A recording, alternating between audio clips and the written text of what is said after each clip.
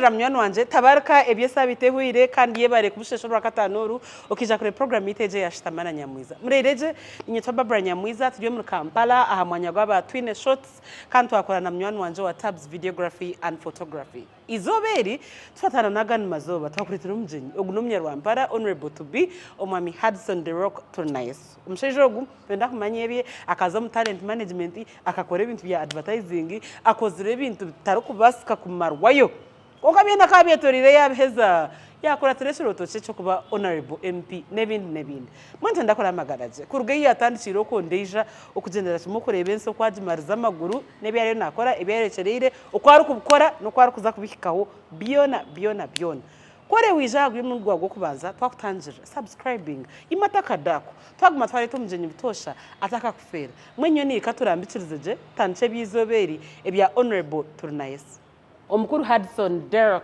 Turinayesu honorable Turinayesu nakushemerwa mnyarwampara we bare kunyakiranya mwijana nyine yashemerwa kuba ni we rizoba ndagaho kubona orgahomfuna omushejogu honorable wanyu nkamanya umwaka gw'I2014 yes konka tinka mbuga naga physically kandi no munywano wanje yes konka mwe no mukago gwa Hudson niko gw'abajungu no omukago no rebe rigenda tukahirwa twafana social media so it bridged the gap ya twena ko kugira oti ochatingana nyamwija ombuzo tkonkorije ati ndi okay ojeje botore yateka yicishano ocikomentinga oti nyamwijo kwe nkigenda ati ndireje ati chikomaho hadoshanga ngo unlike before twafuna mugisha go kugira ngo shange no rundo muntu because all the time it feels like you're closer to people because of social media even without them yes so hata no nakona jant wanushangu nkurebere nyumwabazi I know because I'm always on YouTube ndukureba channel yawe so it feels like I have seen you every day I see good to see you good to see you too good to see you you look great it's been a long time coming yeah sure. Emily mutara mushabe best Emily yes mutara mushabe nowe ni mtsirenka jant konki mushitu ogwo mushija kubahereze kushwera yabura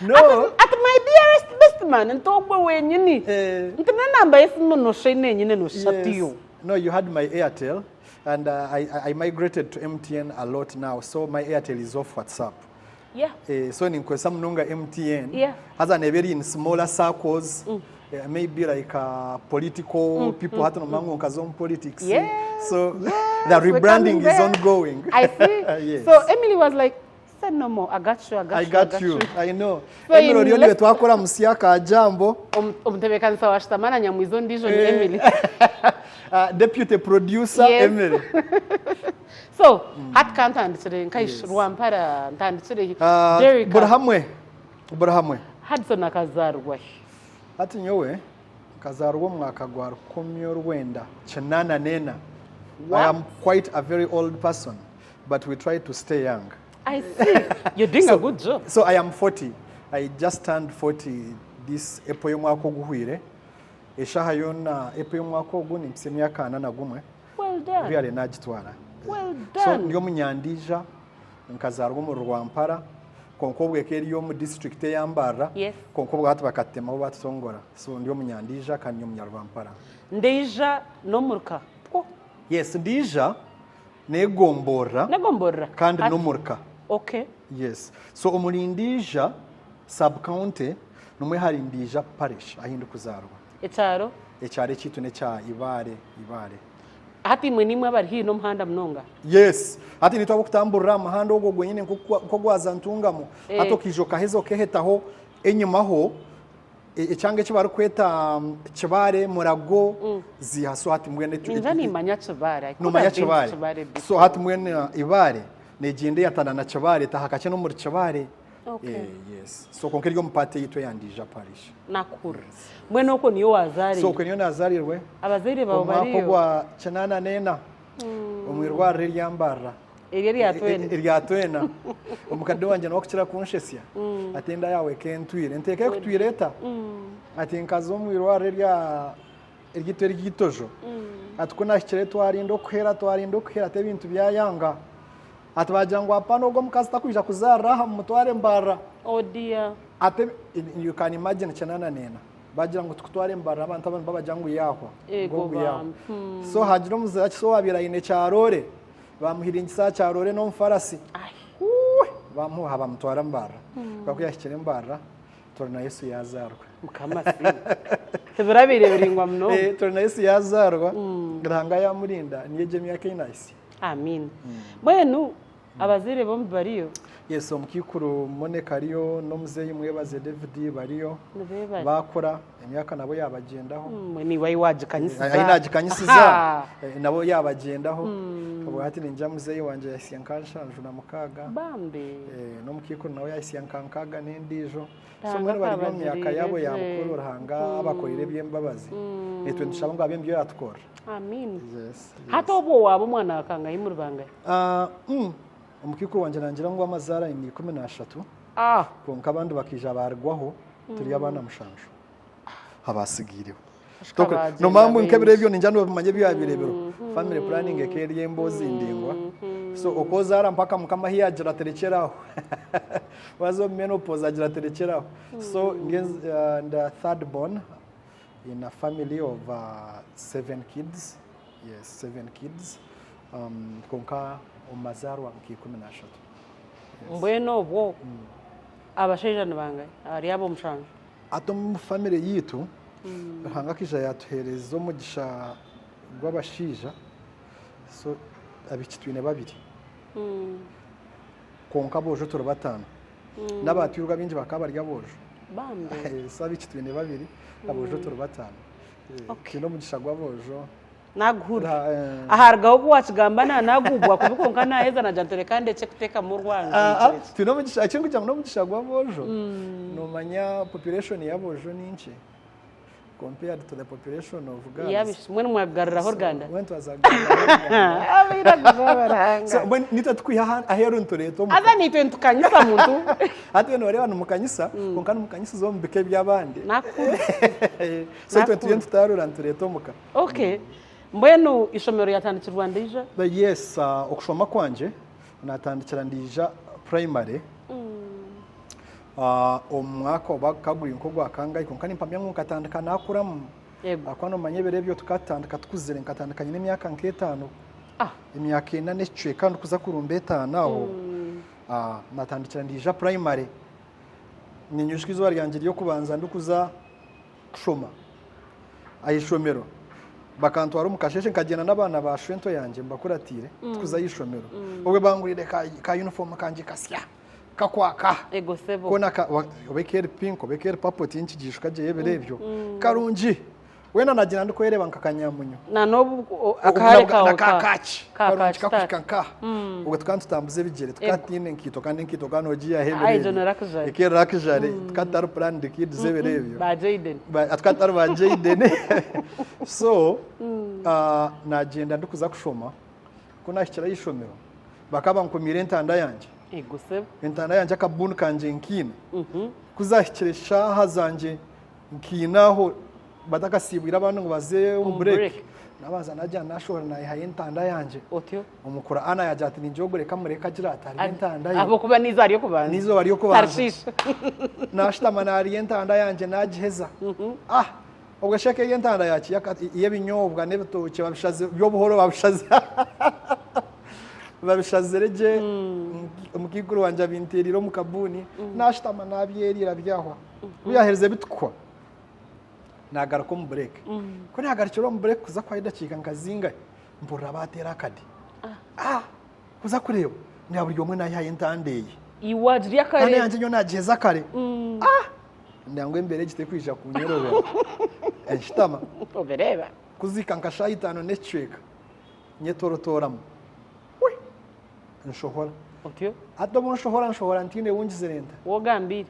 konko mhando kunto waro mukati nkugira ndatingwijuka kumanya kandi no ndafuta kanyoni ndafuta bikoze shazo kurya zaka tinshemiye ko bandiya kandi ntanda yanje nagirya kare nakuru akahanda nkazamu nceceba ndabo mucishayi nceceba hata kahanda kabiri nkambuka nkazo muko witu nkebwa otora katarko nkatambura manya wargiyeyo sha mukaga nizurumba sha mukaga zikikanka shahi 10 utakatahaga ntaka hikagomuka konka nkiri kutambura direct watarurwo hati kuna chiroko na hurenjara yandenga nashita manara no mafutambara nka kilometer nkazingaye akerere no cenga mufutambura rubajugwa muhanda hatagira ho muzeyi bakambwe mamweto muzeyi umucocori ambugana harukura akayinembazi atumwana waba kinorizo bwaki ntanabura oh dear ngongera ngino fomu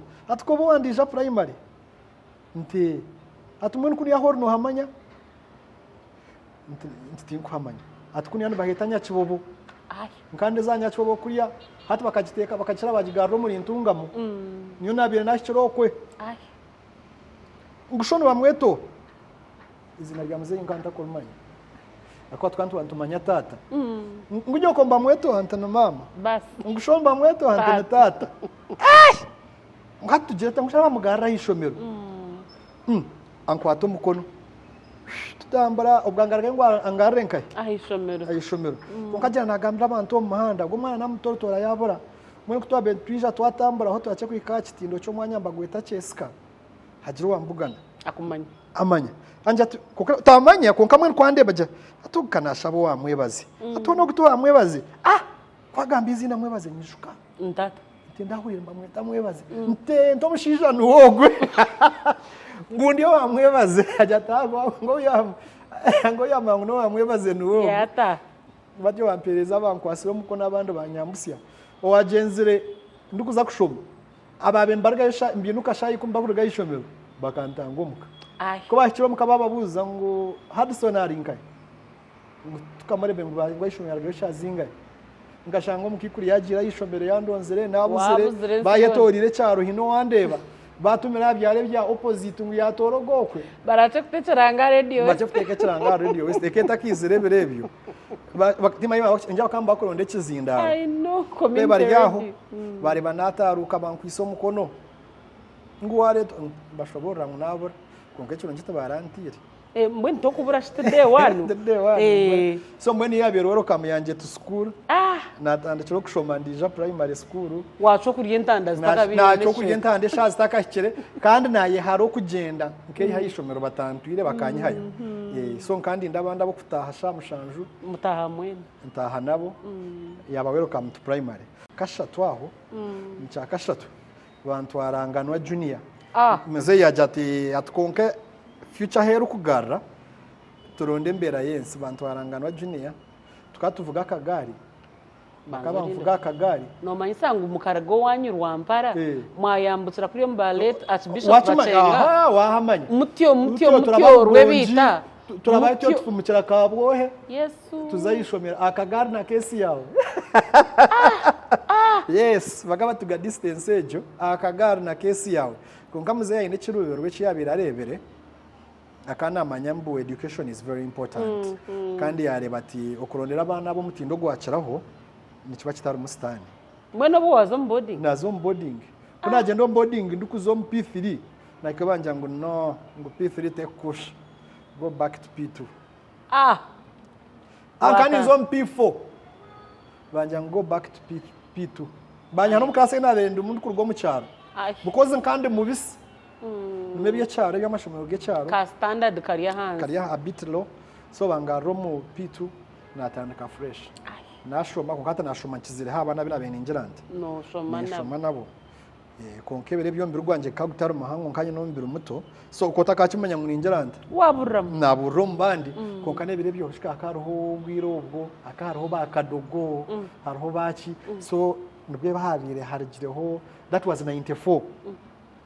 Nubwo ihanga ryabindigeza okongera futerera so tukatune bakadogo binji no wanyu bakabari onboarding ingano so hato shanga class ina birendumu harimo abashije abakuru bakutukira nibo ba prefect nibo ba class monitor because bakadogo then ba head boy bakutukira barya bashaba bakuru tukatune head boy ni mushika bakamba muita Robert akayemera sembara yeteka ate mukone nyuma ato addressing nka headmaster mushanga tubunzire turi hansi aba head boy akabanza yimukata kasheshe mwihangwe nakapura nakanda ko kutegebereje ubare head boy na haragatebereje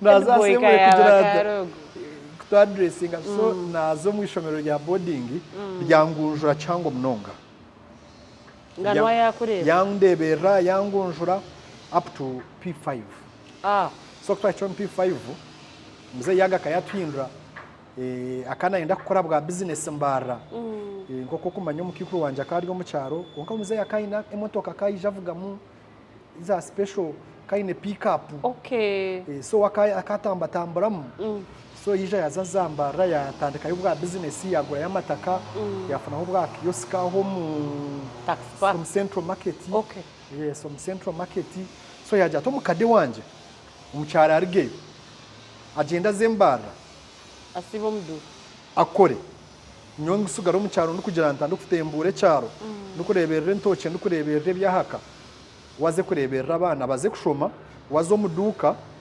bamushangisiro zo mwazi so twazambara mwajemaye twazambara tukanti turaha Uganda matazi opposite na Uganda matazi uko nyuma akamushaka mwita katembeko so hataho no twabire turi ntabe hariyo wito mwashomera matazi municipal atabato last born second last born bamwita Ruth na nonjo mwita Philip babatie kankahi matazi zone heyo kon hibo ba crossing abagira bati bajenda umukada crossing na wagenda zo mu central market itwe turabatie nyuma amatazi church mwambusira mutyo shumira twe twambukira kuri ya na nke so muragara independence park ntuza municipal crossing umuhando mu rundugumwe gonga nabo n'urugendo rukarira kunkanka nakuze it was a short distance it was a short distance but I was already old because boarding kayangunjire nakuzere so naza municipal nabantu nahereza P7 nakureba P7 nagiheza 9 na mwenda twenda ngambira unabire ndi tunywe mukuru jana mwenda nyamushana wasakshanga okori P1 P3 mbara ame primary school P3 okochera kato nyonga ni peza P7 waje mai naheza municipal kuna hereza municipal naza Chitunga muntiye naza Chitunga nashoma senior 1 nashoma senior 2 nakora yiraro umushogoye nakora yiraro bagira ngo suspension expiration twazombi ya strike zebere byo no Chitunga strike zikaza hanga haza nkande kansara nkande class kansara wa S2 waba class kansara waba niwaza no byebyo strike so I don't think anta juru munonga passe kujya munyira benjurumu konkeke yebembirwa ba senior 2 ina senior 3 so haba hebyo kugira ngo twanjure abakozere abagiye bembire hati yo mukurembeze utagambira abagirese bencyamba insango niwe gizurote ni urumu kanshato umushomero kacitunga nojoka no bakwita mwena gashoka gakore gandema bagira ngo umwena batwara gatatu katuri binji nargaye mwarembre kujoka mutaye basi twataha twagenda nazangano kanyine yo mukuru wanje mba mwitale ruya wakashomirenganwa aza kuyarjenganwa yija Chitunga so nkamwine Chitunga nyo musenia 2 ari yo musenia 5 so yanjatingana watu wakaine yo good reputation nganwa ni yabirahirize akari yo mbintu bya music munonga akari yo mbintu bya drama nkoko kubumanya no yabari chairman was a drama he had quite a very good reputation actually he's had quite a big influence on your life on my life yes so yajata no manya atinganwa yanyebembeza yantwarangano yanshabira umwanya kuyanshabira umwanya nagarukankaye umukanye no mwanya gwanje ndakagambira muzeyi ngo nshabira umwanya no mwanya manyogwe bakubinze bambinjire report najya nincheke banagiranda agitameze nagiteka kitandaki yija yagireba ikigambo yaceshomera nishomero yarenshabira umwanya nka creating a problem na creating a solution nkanyineki umwanya already ahinguza kugeranda kumurikira yabramuze yagira ati chai yahunam yanyesiza you know me I think every step in life was a lesson for me and it groomed me my way so yanyeshiza yahunama izuba ryo kuhumurika ryahika abandi bahumurika muze yakaba natushashurira fizo mu banka abandi yagenda yabashashura nyoti yanshashura nasigara umuka nshitami mukagambaga takambuzaga taine cyarangambire nagira ntakahwamo je izo ari kubanza ryarenga izobe rya kabiri yanyeta ataciwe nto wanje atonenda kushoma nanga to kwenda kushoma nti ninyenda kushoma ati okay ati ebireho byona mbere report zawe nkazireba kitunganye nabe nkushabireyo ki umwanya konka mbwenu okuniwe yeshabireyo umwanya mentu wakwehera ngano tishomero ribi na mukuru wawe akashomerayo yaheza no manya bwo nki ntashashurira abandi I mean shashurira abandi yatana kushashura hapana mzee ati abandi tubaka babingaga niyo babanze kubinga uremboko akubakuta ati niyo babanze kubinga amisho ngahanga hansi ego sebo ati mbweni nyenda kugambira ikigambo cyo tinye woro kushomera no yeshomera atukurugera izoba tino murunde nagumwe ogundije kubangarukira banka fitera line kuninza kushashuriwe fees ninyenda ngume nkuhereze fees yawe ogendo gikose cyo kwenda umuntu gwanje nko muzire no kushashura tukushomera shaka akampera ya chiro wantiri without and me nkani mangu naija kuyecho choboka ntere bukwe ubwo mushaka ampera and I started thinking twice yaja tinye wokushomera atuno yeshomera so niza gwankwereze school fees yawe ogendera ino jeter wanonda kushoma ushome wanonda kujiriya ojiriye na wanonda futandika business ojitandike konkanyi wobo ritamu nani mpereza abandi fees ninja gwankwereze fees yawe niyo kumanye cyo ragikozese wow nyamwija nkecora wayecwa bugufu nayecwa bugufu nasharaki pressure muzeyi fees yajibara yajimpereza akampobeke rino twaronkana nengahe nabo zingo buntu bwanje taramperize na transport taramperize na pocket money kana mutura no mtown bitobo no chenga taramperize pocket money taramperize ki ejo techo necessary because nkuzire baba tandikire kumbinga ati ngende je kuze kweyi no kwerondera nemyanya okuzire no makwerondera nemyanya no ndaba kwe fees bakongera na transport ati ngenda ndanzi yo mukadenta mwe no mukadenta muzeita ine chiyampereza mwe nako bitwazanta mukadati ayikwata kwata umushaho zabo aronda yechebera chimpereza kajere nkuru chebera nchikwata temba motoka ka minibus ahihi ningano hizo bari yakashatu njiranda ubumurka kompikayo ababandize kunyakira nimba bari munyano wanje no kunyita kajambo mbabari kajambo kakani mbabari yabandize kunyakira kuyandebeye kuri Turinayesu atahano gukora kigaye shaha ninja mkamshoma mweka municipal tukatwerize kwe municipal cha mushanje atanokora cha ati you are welcome konga shirinda wankucesere esento kashashura mbarana nakabura kazitwara hishomero cash bakambajashira bakambakira na cash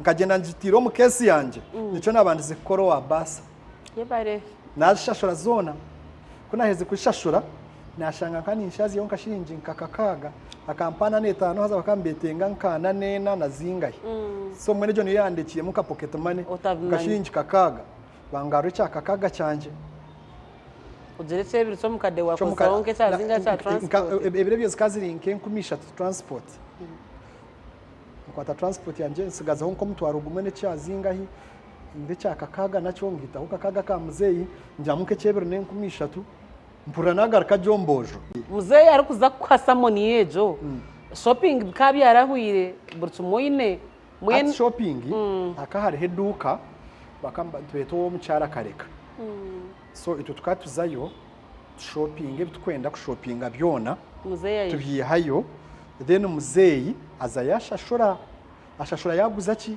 ebitoke because entasiya y'empango n'omuhingi ego bambi so entasiya y'empango ekiryejo echo natuburiza no kumangu ejebiri n'enkumi aketaro shopping ne yawe mbwene nakawe ati nanye hariya kubagize ngo mugende muze gukora shopping zanyu because mukama handika upapura shopping lips mugiteka agundi yamuzeyo okotateka hecho kurya neki nakwita oteka ni nyenda sabuni ni nyenda mashtani nyenda ombazigwa mino ni nyenda soksi ni nyenda pants ibiri ni nyenda ombazigwa enkito ni nyenda ekishunshura ebyo nibo aboteka essentials ejerake jare tukata jine ejo kwine ejerake jare tukata jine bate kimwe bariza muzeyi wanje tari hizoba na rumwe ndabire nagira ishomero ntine school fees yebari ekakachikora kandi kugira ngo akachikora because akazine nko mushubuzi w'ebitoke we no muguzi w'ebitoke omuhinje akaina babe bateme ebitoke byeye so akoshanga aina kachumukeye kakakatamuraga munga abaragita zirgo sente zigirasta zika akabinde kasako kabonye ihangoko sente zaguma nazitekayo hata chikesha haza school fees zo musako ayihaya ka sente buri omamo baganisiza so nubiyabira batatuherize pocket money chikachitari chango munonga nakuru ukani nje butatuhereza pocket money chikanyamba munonga because chikanyugura misho namanye mbere yitukurgamu namanya hindukurga namanya mbu turubagiga konka turiyo kandi umuze yari willing kutushashura by all means yes hata mbabara kwachira mbabara yakira Turinayesu twakwakira hati bakambanya Turinayesu no mpembe bakambanya Turinayesu no mwishomero bakambanya Turinayesu so most of my friends bakambanya Turinayesu iriya Hudson manager Hudson rero kijana akora handi hacha turiyonto so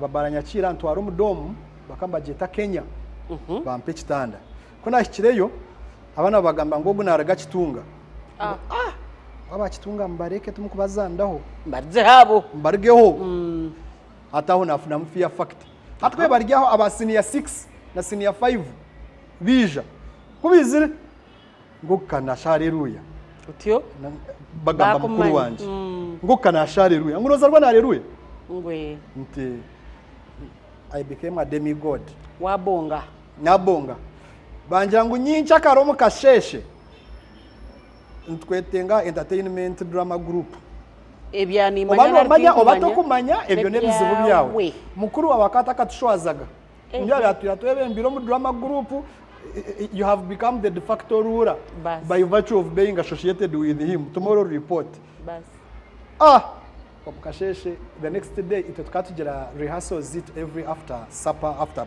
play bija banyakira but good enough nkantar fara ukwine ibintu kandi mbichenga but it was not my utmost passion but now hata naraganganwa I mean naraga kitunga and kitunga kuza kureba nko wakaba mu ishomero uko ine kuba bad boy nakuru ko ine kuba bad boy utakusheka utakushunshura ishoke orunkoko orukwenda kacheru kwata nkakuriya orukumaranka wiko taka jogize ukayiga kukajugora ukashange ukagara ekitojo kashango kimukize atobwa ishomero noryo wakabi nkwine buryo mwe nakufutina nkwine hata nagira culture shift of schools naraga in a school that had that kind of culture ni janganwa hata nashanganganwa kuza kureba nko wakabi you must be up to date okay wene kubana umanya music amahurre bikufomunsi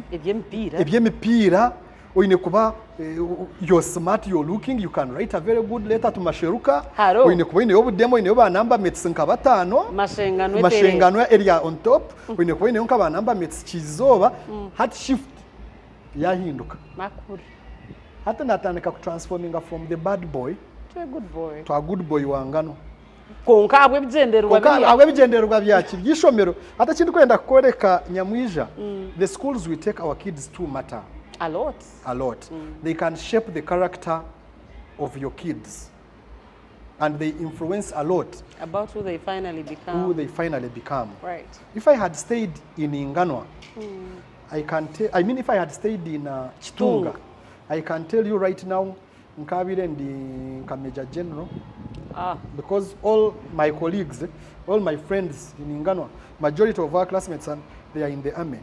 Wow. Chitunga, Butobere, I think they contribute because they are hustlers. They are the other rough people, tough people. Na wamutuma ngugendo ya chiro nankana kwachira. Hanga wanje. Nakwata kuza kutubinga twantuze. Tukazana umupira batusinga. Kuba tsinja akashwa kama ita Trinity opposite oko buseri. Twagenda yo twagira ngo nice baskachitango baturabya mwamico. Ishomero rya Trinity. Bakamba rya Trinity. Hati twagira ngo Trinity yatuterane tumanyira nushaka ba Trinity acishayi bakatira nko mwana wi20. Ai bambe. Cyatwikayo kucyayi tucyo kibabanze gukora. Mugende muyigura akaju kazanijoro. Bayihayo zanijoro, bayihaye fuka, owe mihini, owachi, owasarasha. Senior 2 na senior 3 twagira ngo bakukikora. Aba senior 1 twabebembeza ngo nimwe murabe mugire muti. Mukoreti Trinity twakugigwaho. Twayebembera twagenda. Konka no bakaba tuyeteka tekere. Bakamba manyango akakavuya kaba hacishayi. Natekwa kuje cije. Bagenda barita abaserikare babateko mu kibera hito abentu ukoraba. Batera akabohe. Twabempikato mu kibera turigenda tukora reconnaissance meeting tegeriza bagenda kuspyinga tugambe kugenda omisho kumbe umuco hito abire turi akaranga abaserikare batuyetorire baryo tutakujya tutakubamanya ukike twine toki tugenda ntushobera hansi nemugamba babihurire abaserikare bakatera amasasi nkamukaga oyakatera hariyo nje yatera tukandi tutomera ndankaki okotomera umutuguku bwa roku otomera ugundu umutuguku bwa roku sinjenge zatushara zatutagura twagurikera twagiye kwikayishome twashanga batire nekide batangira heru ngutakatahamu baba kwataje buzima batuyora jenkensenene ai rorokoro bazikoza ishome batuyora nkensenene. Wow. Almost like half the school was expelled. Yes. Especially senior 2 and senior 3 because we were very rowdy. So now I left that kind of environment. To school eyanganwa etakumanya bya strike, etakumanya byaki. Abana banjangu mukuru wa wakari wa mana. Jwaro ijo mu drama club. Egosebo. Na jwara nazo mu drama club. Bihaye byeshongoro babintera ngo stage ne yawe. Nabajanta mwashabe kiteto bujimbi. Now that is how my journey into music started in my senior 3. Abana nabira chimwa man munonga. My name was quite a very popular name in all Western schools. I was quite a very Hudson yaba Hudson. I was a household name. Wow. Ukota kuzanga no obino ukota kuza mashiruko kabuza ngo Turinayesu noha batakumanya. Wow. Bakambanyita Baba Sparks. Otyo. Those days, I used to perform a song called Ugly by Baba Sparks. And I had quite a lot of other songs even I've been performing, but I used to perform that quite very well. Sabana banyita Baba. Baba was known in all schools. Turinayesu, ukano shanga bwera nyanje, ukano shanga mere hiro, ukano shanga Burhamu. I was quite very popular because of drama and music. Because every time tukatu in these not competitions, visits to schools. Okay. Yes, you would visit this school. Next time visiting at this school. Like that. Yes. Yeah. So now that's how I welcomed myself to Nganwa. Nganwa yabonera shi. Yeah. Nabonera na yego kunaba. Na yego kwesiga. Na yego kushara kashoche. And utarcha bad boy. Kandi bad boy hatka na yego kozi hati Nganwa kuzakuba wakabi. Ukobo ine esati yakabi oyinaka hoho no manye bukumbe birungi makujware chikumba no manya kwetera kaho ka deodorant ka okanyero ukanuka jombojo bwa blue ice ono buchenga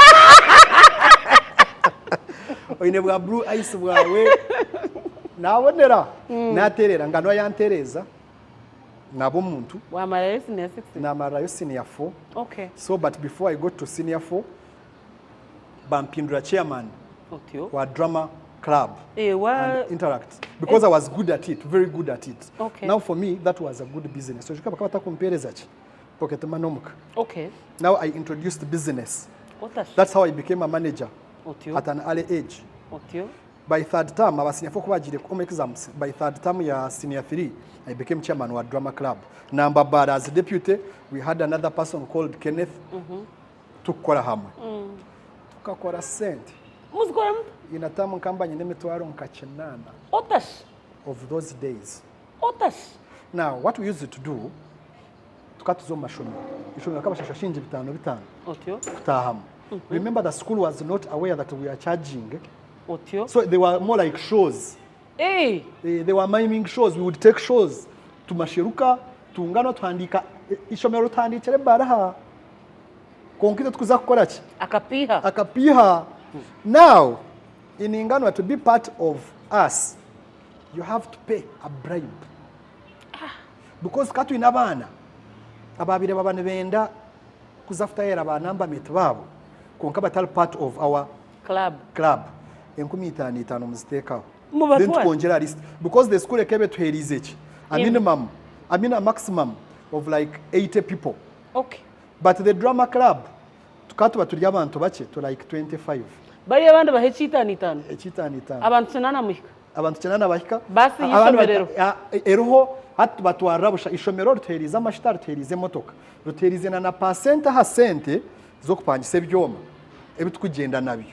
So it means that sente zitukuza gukora kuri yankaye nezitu tina kuzibuza kandi naibo kutanchira kuchumanya because mukamukwata gundi master wanyu muhereza yonke chebiri takwena na kwaringu takwenda kweta sio munshonga zachi abargaho byabana murunda na sente zanya gate nyamwija we would make money, and now that is how I get to learn that there is money in music and music can be a business. Nakur wachenga ateje mtwaro tunana manager manya kamba ine mtwaro tunana ati now I upgraded narga kahunga kache tokuri akahunga ishomero ukubanzo gendo za a tree shade boine yonka bafite kakatogo kawe kaburizoka keminyobwa nebitoke ushashora tamu yona icazinga nkaho utaka imitwaro nkikumi yo kurye tamu yona nazo zikakazi zitakwayo. I know hata ochezabura kwayo otwara yo banywanu bawe muri ya mwene hata umwabazi yo mbanza mugenda muzakabo wohe muri ya poka hata mwene twaturyo mukushisha kwenyine because first of all tukatakumanya the use of money, but also we couldn't go back home ngungeneze bwambera mwebaze ontumere ngunze kushoma nkwate ninkora sento mwishomero because you see we raise kids na mnonga nkoko wako abakuriro mu west bakujya ngo sente neza kushisha ebukumbe bisya ugura za jinensya ugure myende misya nawe tamwe kibanehwa ugiguza eyo waguze emitware ebirebiro ugiguze 15 mpamwe 15 omwana jukaje ye ajukereze emitware 15 atwara jini mpereza mwe 12 iwe t-shirt gitware ampereza mwe 13 because you don't want to go back home nemyenda misya bakakubuza emyenda yibataraguriro gihirenkaye nakuri. So I made a lot of money. We made a lot of money.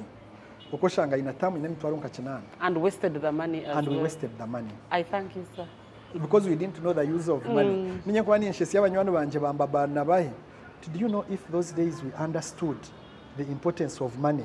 Tukana tuzanka za katete. Tukana tuzigura tuzihezaho. Because emitwaro 10 bakamba kuhitaka those days. A lot. Nuchenga. Yes. But we didn't know that we had gold. Tukatusha sente.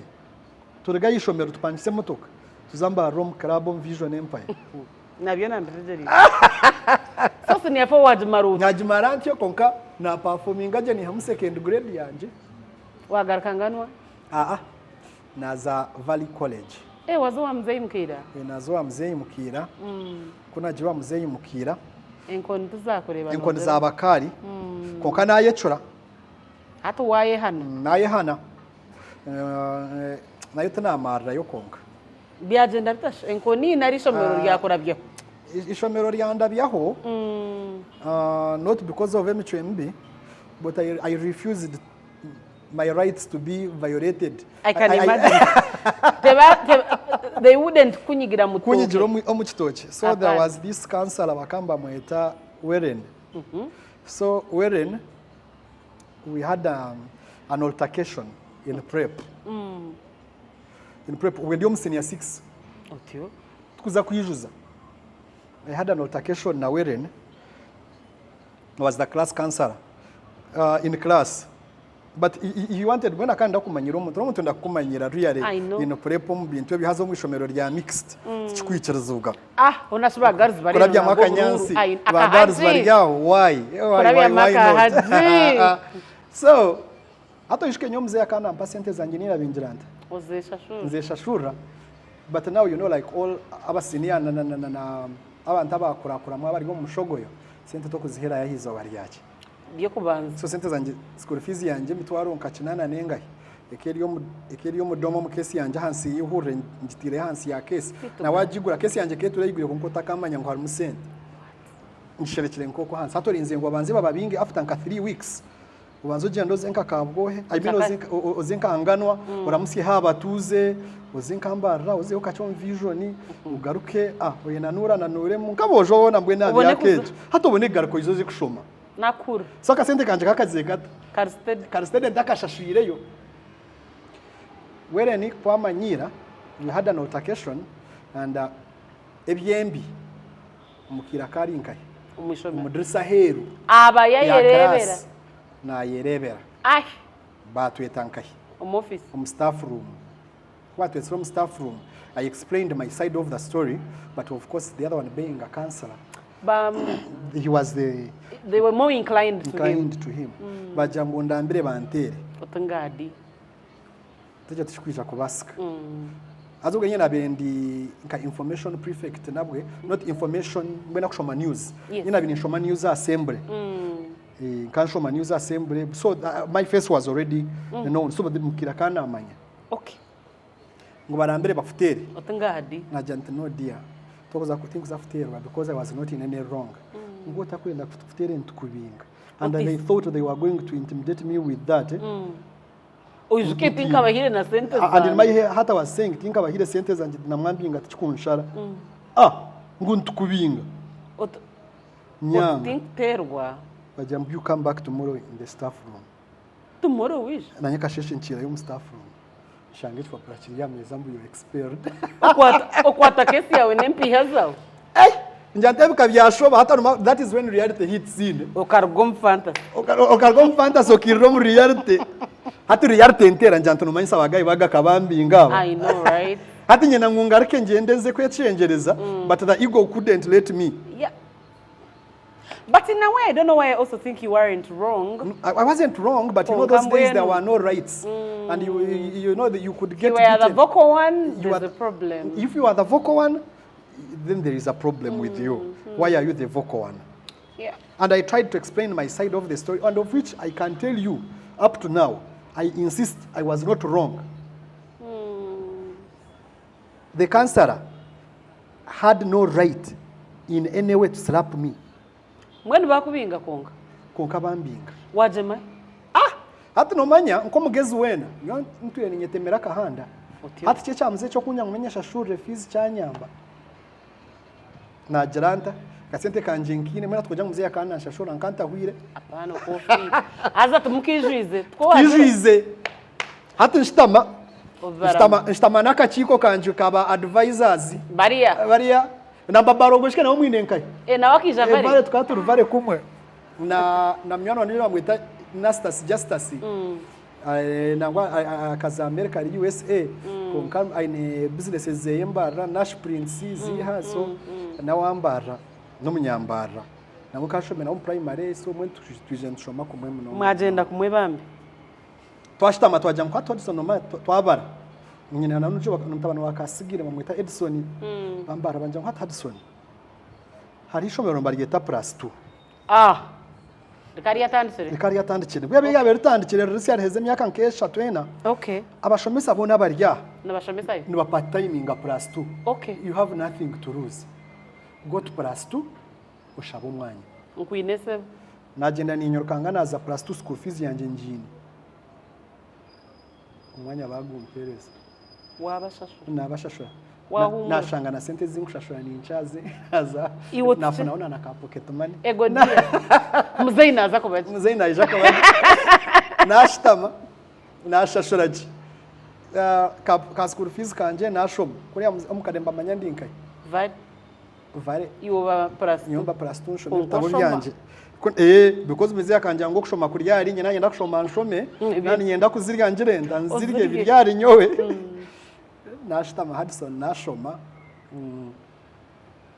naheza senior 6 otahashi report jibaha area plus 2 mzee ereva kata nshaba report mwene bagomba kwa fees za vale mzee akampereza school fees yakampa kavale iwo shashora ka plus because first of all akatampa pocket money mzee akatampa pocket money ya pocket money akaya kandi bya video mushamukuru tubachikuviza niwe bakaba visiting akwe komsini ya 6 umukade wanje zigera zita zumureta ayata ayijire ku visiting aci umwana bwera nyanji kandi no sister wanje arubwera nyanji ayibambe kantarari atkanda be nawe wavale atuno wavale nabo kanjirente kamurabeho ajiba kwayi kavale ba justice bamurebera hare aya njaba muramusiya ngo mukikororiyo batindiyo kugamwe twantwenda kugambira uwishe mwetara uwishe mwahatariho yaragenzere kuronje bagamuhura bagamutera batyo Yesu bantera kasumu kozi kanyira kasumu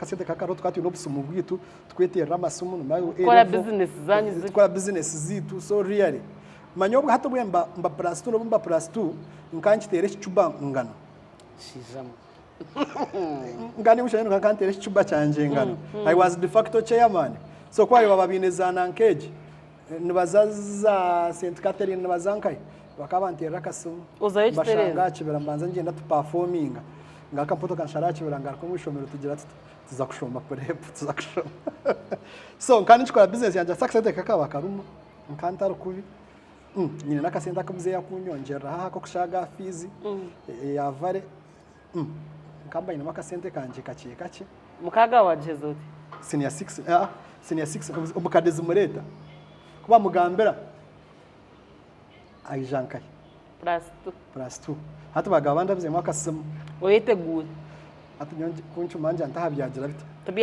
tubiyanura byasisikarebe ngenda murindira nkai ahero ageti ataka kutumiseho atakagiye kuza no mundo mwishomero kandi yakuza mwishomero kuza kunsisa murindira hishomera ageti kuna murebere nayija mwetanga tomukade tebe wahurira no kwebiri azana ko byagenze yebo washanga kuri yanko byagizire bita ko byabiri ko byabiri konka kandi mbwenu nyoniwe twonka kandi mbwenu aho mwanya nkagwerondera kandi wija wanshanga ngo ndo ninjiranda ninshoma tumane cyane ninkushaba tinkwendo ye uze kuzo mu office kuza kubuze ibintu bitakugira ki ebitaratu yambe twena ukoze tinkumanya abaheza kumpereza ngo ngaro tinkuma wowe naho kuza kunteka deno intimidate omukade ndebo mukadamana gamuhwa mbwe ndebo kibwaba bwinji konkanja ntumwe ndakore kinyine kugira nti kora because nabo kwiyaje mu office akashishe mbaga ekintu kikankigira kita nawe bimushobera nyina mara we na family taragireyo yakomaho akikano mukatarabugambire ngo plus 2 yaho nama yarindekira yateki itakogweje baba third term nge niza kuzo mukantabu nubwo that's when they found out that is when mukade found out ego se yataha atogwe ishike nyowe bakabamperize nkaintuye ninkora healthy kind history economic literature na div but hati mka plus 2 nshanga bine paper endijo ya history etareri imwe n'umukora either 3 and 6 ato ishike those days tukantu wantu inekora 4 ati mberanzi and I have never been good with art nkata kwenda futandika art intarakozere na O level ngitande ko A level because I want to do history wasigazachi nkazikora divinity ikoni na literature nkola lead tukantugeta lead nkola lead frat ninyi kwa bayine lead ninyi kwa bayine 3 ezo 3 hagwa hemwe no repeating risk ya man ndegaha nshitama nshabanja ntumwe n'ikishora hanga kandi mwana ojurota ubeni wakora yo mu gishomo rungi nge nazikora 11 kawako kubyagire kushobora bishobora nyini 11 kuna shikiromuka muzeyi nho yacumanyire ngo nkandi nkai plus 2 results zagira zashoba kana ndondo mbavare utajiba umurumuri list yabavare yabari umurumuri mo bakabagura umurebere byo mwe baturondera ecabitano so mworeka ndumuzeyi list rya aho kunondera tiyongi ngono jangu namuzia kazana kwetasiyo munshonge ezahwire akajato rwahwire let's not go into the past, let's continue with the future atinyoko nashimanya taramuburize nawe mwena chikahweraho really chikahweraho because result had come out well chahweraho waje mahi hatukuna herze I knew myself you know one thing that has always been good with me I know myself nyo kureba nyamwija I do set parameters for myself and I know when I'm ready for something ego self because I am self-made. Me, I'm self-made, and I am a long-term planner. I don't know how to plan in a short period of. I am a very not so good short-term planner, but I am a very good long-term planner. And majority of my plans are always 5-10 years. You are an overhead planner. Yes, I do 5 or 10 years. Now I know perfectly well what my 10-year thing I should be. What I need to be, and that is how I normally plan my things. So even when I'm in A level, I had done a total assessment of universities. Ninza kushomachi, ninza kuzanka hii. I knew I was going to UCU. Hey, so much? I knew I was going to do mass communication and journalism, but my dad always wanted me to do law. But I knew myself that law might not. No, I would have been very good with it. But your heart wasn't there. Wasn't there. I was more interested in music, media, what no chengevyo. So they influenced much of my decision to be kuchanoringa kuzankai. You got inclined to where my passion was. Yeah. So I had zeroed down on UCU. So muzeyi anyeta ishayor chikwe rubitu babirehika anyeta atsebo wakushomera nkahi atwakuza makere wakushabachi makere 11 ndizawe mbakwachi mbaranzi yaranzi yambinshobera mugiranti ninyenda kuza UCU ati UCU mbakwereza roro no bagikwereza because that's what you wanted mugiranti njamba basa kugimpeza ati gendo girota kugishanwa no jango ronka gitekaho ukashabe cyane cyane bene nyenda mwache UCU na use mass communication and journalism naho to ko mukanabi yama kubaheze kunyeta UCU nazo yakira gunda admission yanje ndashanga abanyisa mass communication and journalism inashomere najya nagitera muzeyi hatkandebe aturo tumuzeyi cyo cyo bampereze tumwe babagize ngo baseke reke byaro tugire tubiteka hanze muzeyi byaro ibyo bwaroya yes, but everyone always tells me you would have made a very good lawyer. You should have done. Actually, I'm enrolling for law in September. No, I'm enrolling in September. I'm starting a course. I'm starting my law degree in September. But that one, I'm doing it for my personal satisfaction. It's important, especially with the line of politics that I have ventured into. So, nkona jinetyo UCU, ngakora degree yanje ya mass communication and journalism nkagitera hansi. But why did I choose UCU? I knew myself kale mangu ndiyo mugwira romunonga and I knew that if I went to Makerere nkanta kuza kumaraho. I knew myself. Numakwa no yemanya when you're self aware. Very important. I knew myself that I was not meant to go to a liberal university. I needed where I would be curtailed very stringent rules and what, and they had told me ngu UCU ni bakubinga and ngu bakuchunya ngu bakubinga wakora ikintu bakubinga, and I said I think that is the place for me. And they told me bakaba turambanga mbere ngu yakwe bakubinjira mu za secondary ukafuna amashomera gando takajya mu na university nkwebiri hatecho na chonchi kwata manya ntatu mbwena I need a place where I can go for my 3 years nkashoma non stop bakanchunya nkaheza nkargayo chikaho. That's what I wanted, and that is why I zeroed down on UCU. Na majoring on broadcast wachumanyota. I majored in 2 ejo nganda kwenda kajanjako nkani nyenda kiriya chenyine. So I went into broadcast, nakora broadcast, so nazaha NBS TV. I started tukatulia Kimathi Avenue. tukatuya haki Matthew Avenue. Eso narubari Nile Broadcasting, yes. Itakabire byera hati. So naza Kimathi na I came in as an intern and I did well. You know, I am that lucky that everywhere I have gone, I have always had that luck with workplaces. Yes, with workplaces. Do you know I have never applied for a job? I've never applied for a job. Jobs are handed to me. So you went to There's a NBS banjangu. Stay with us. Twenda baba ntoku reportinga. Bakuritayini stay. Bakamba mpe chabere netano. Chobwirobwa no kimanya. Campus. Nkani jo rwakana, rwakatano rwakatano rwamukaga. Sandenga rka campus. Like that. Muze yansindikire zacu. Eza hostelo nyongesereza hezanje nazo mboza ji life. Nazo mchanje naterera nakora. I worked at NBS until I graduated bakumpe chabere netano. So I left NBS in 2010. Luckily enough, I got another connection. Yantwara Unilever. Okay. Yes, Unilever. I was under the agency. Ndukora na Unilever. Nakora na Unilever for quite some time.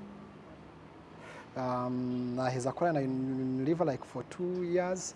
Ndukora marketing. I was more like a key accounts and promotions manager.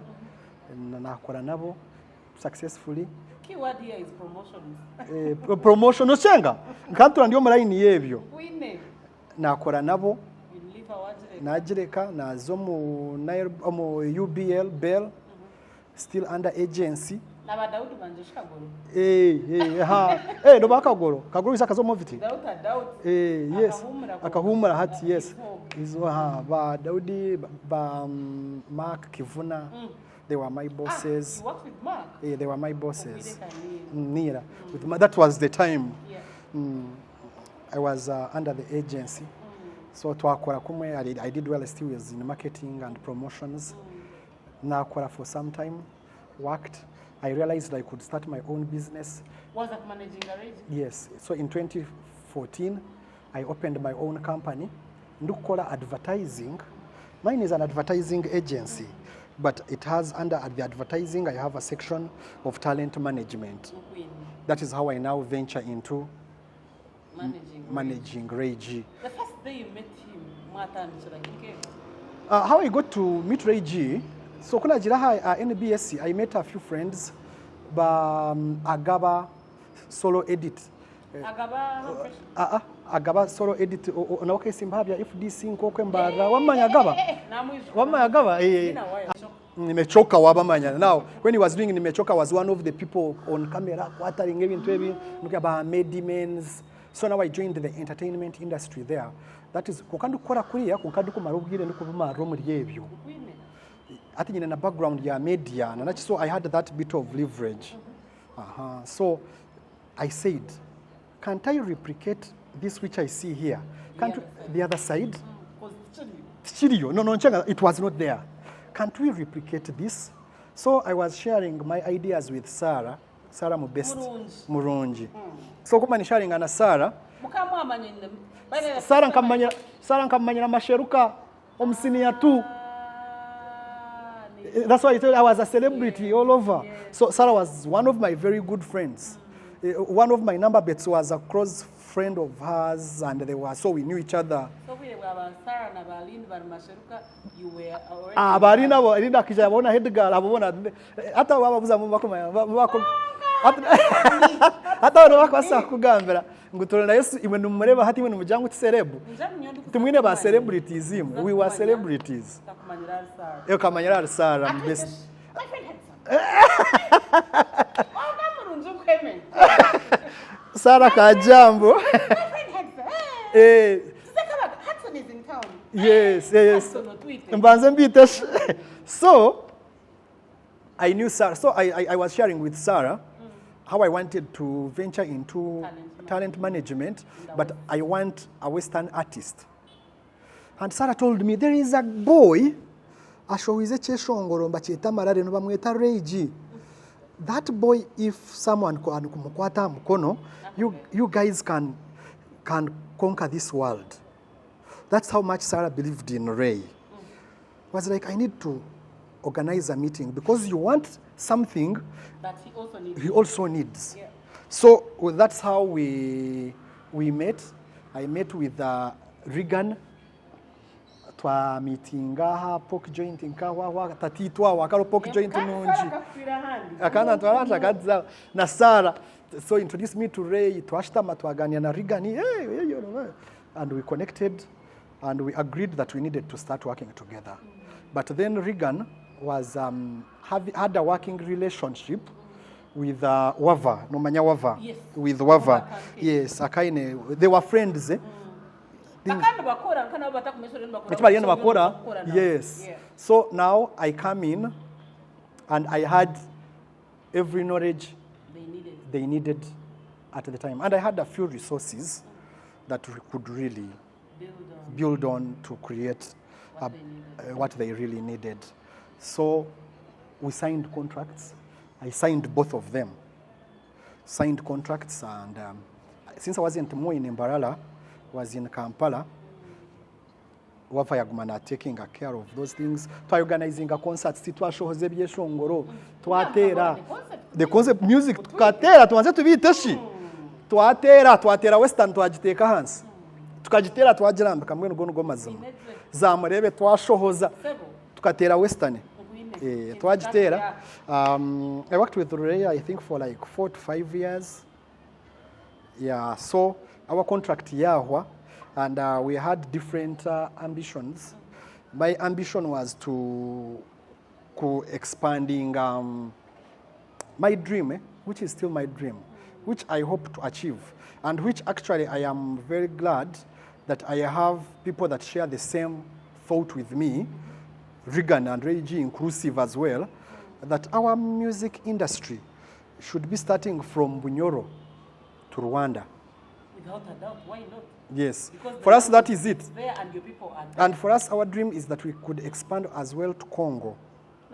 Because in Bagambo Rwitu, to southern Tanzania, and we consolidate and create one major empire musically.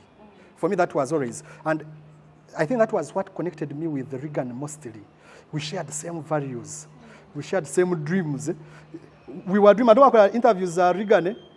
You will realize that he was a dreamer. And it was more beyond him. Yeah. And we shared that, and we share that a lot in common. That we believe we can be a stepping stone for the rest. So Twakora.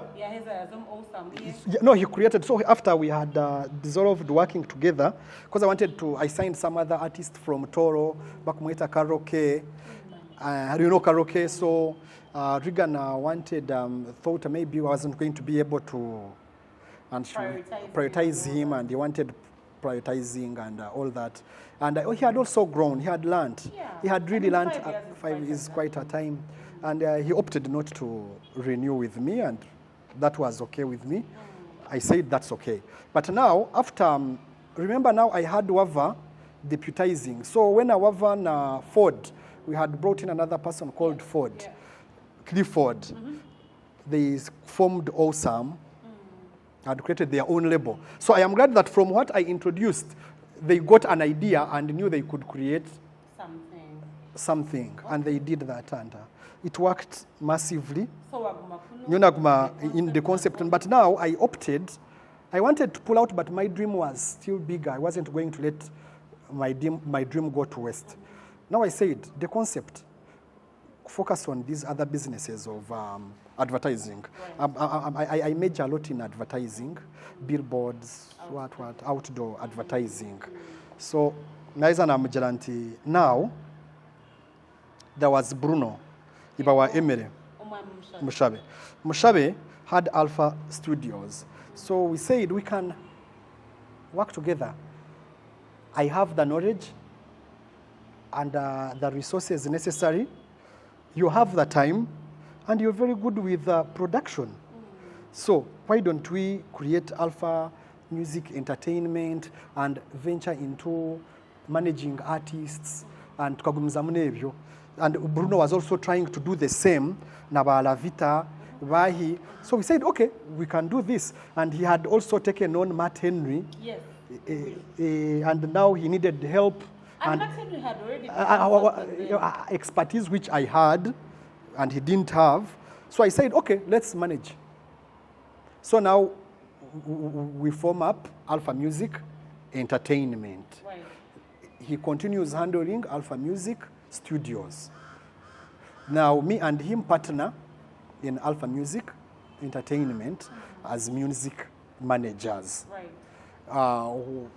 Where now I start coming into the music spaces more, and we worked with Ogwe, Matt Henry midway.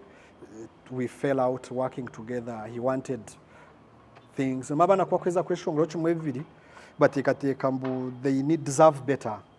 So at some point he thought he deserved better. And no, he got another offer from another label. What was it? What? More Fire. Van Aran. They are Van Aran. And Van Aran, he is obscene. Matia Jata, our contract, you want to go, you go. But also, we had seen from his behavior that something was bound to happen. So we also signed T-Paul. We signed T-Paul immediately before he left. And by then we were working also with Emirates because we had signed Emirates Kazi. Now Emirates Kazi yakuna mwaka gumwe ya Jalata. Yatandika lebe yeye. Another now we are signing abeshongo zabe now we yatandika lebe yeye. Now twasigaza T-Paul. Twamukora the artist he is now. Twakora T-Paul. Then along the way we started working with your friend, the deputy producer. Mwichua we best Emily. So ya bomwana witu wo munju so mbone nyoni tata.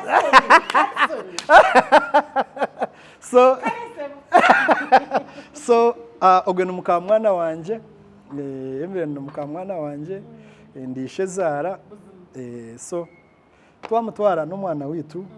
We work musically and we also work family wise. Right. Ya tuzaraya bojo bitu barungi babiri we na Bruno, they are really doing well as a family and as artists. So kumba ndiaho, like I said, I plan things in advance. The first time I knew I was going to contest in Rwampara, I was in senior 4. Nganwa. They used to call me honorable. Banywano banje ba Astoni bariyo natumbamba ngambera. So kunizire omuchumuro I told my sister namujya ntatu mweno mbiyo rukora nchendo nkwateje. Akuba basa kwa ninyi honorable wa Rwampara ejo myaka basheka bamwita Roida. So my sister bamwita Roida. Namujya natu kwa ngamba ngugai. Ngimi tukajua kwa wangu you were joking I want to know. No, I knew what I was doing, and I have worked towards this. I have beefed up myself in terms of books. I have beefed up myself in terms of career growth. I've beefed up myself in terms of connections. Okay. And preparing myself for this journey that I'm starting and groundwork that is part of what I am venturing into. So yes, now abantu banyita honorable manager. Ti Paulo no wakunda kunshesia. At honorable manager, mentor, talent manager. In this whole journey. Omriye journey, yes, omriye journey. I have very beautiful kids. I am happily married, but I am someone that never, given the journey that I'm taking, that never wants to But you got someone is the bottom line. the bottom line for yes, that I am married, Yes. I am not single, I am not searching, and I have kids. Bamumpa nakureba kwetengesa. So yes, I have bottom line. Married With children, I have children. Okay. Just that I prefer, with the journey I'm taking, that I don't drag them along there. Yes.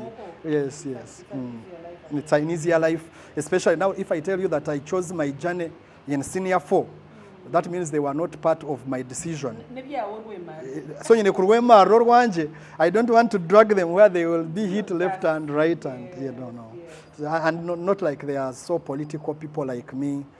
They prefer calm, off this noise and all about. So I prefer to keep them. Honorable Manager, it's been a pleasure meeting you. Time. Sure. Yes. Eshaha niyeji yo kumpagira mumpagire ninja kubakora emyaka ninja kubagambira nta myaka 40 isya. I am someone who is in between. Right. Ninchenga abantu abakuru kandi n'abatoni mbachenga. Kandi mwabaru hagati ninjira nimbachenga kwandi mugenzi wanyu kandi ntwe ninkora neminyeto nimanyaki ebyeminyeto kwetenga. But not only that, as a nation we are in a transitional period. So if abantu ba Rwampara mwaiza kureka transition ekabarenga, then you will have a problem. But if you want the transition not kubarenga, you have an opportunity, and Hudson Turinayesu is your opportunity.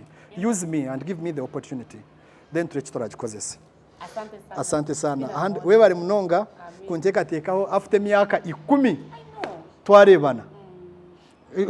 We've been on noisy social media. Nyamwija tuzakwija. Comment on each other. Yes. Everything, but finally God's planning and God's timing is not man's timing. So the time has come. And you have met me when I'm honorable manager. I know, right? The next time I am a minister. A minister? Yes. That is coming. I take it. My honorable minister friend. Gamba no gwanje. Ahandi webali nyamwijo murumo. Webali mnonga.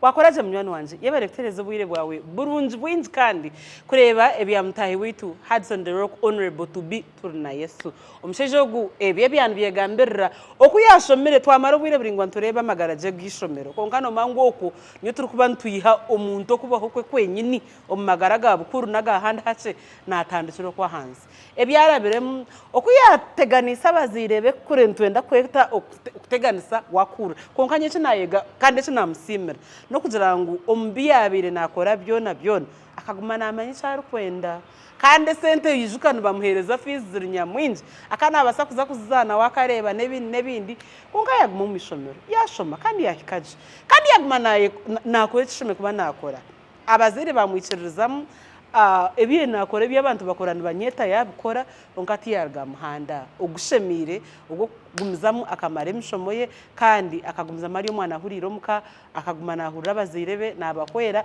nakora nebindi akozire ibintu nyamwinjo mirimo yensi kandi obwire bwahika ikiroto cye yashikiriza icyo kugira ngo natekwa kuzigeza akarondo kama obwa honorable MP kandi buzimanya Rwampara tubesiga tumangu ishayo nakwera hice box numuchebere hicire twaza kusibura habwizoberi tukunda mnonga kandi tukanangiza ngo subscribing omjenye wize wijagure mu rwogo kubanza waretwa honorable Turinayesu uriyo munyarwampara twakunda twakutangira omwanya guburura katano ngureta abajenyi nko mwami Turinayesu ogu nabandi nyamwinji tubegeraho turire byabo kandi batugarira amani nyowe Barbara Nyamwiza rihanga ko haratime twijagara kahuru wa katano no mjenyo ndije ogume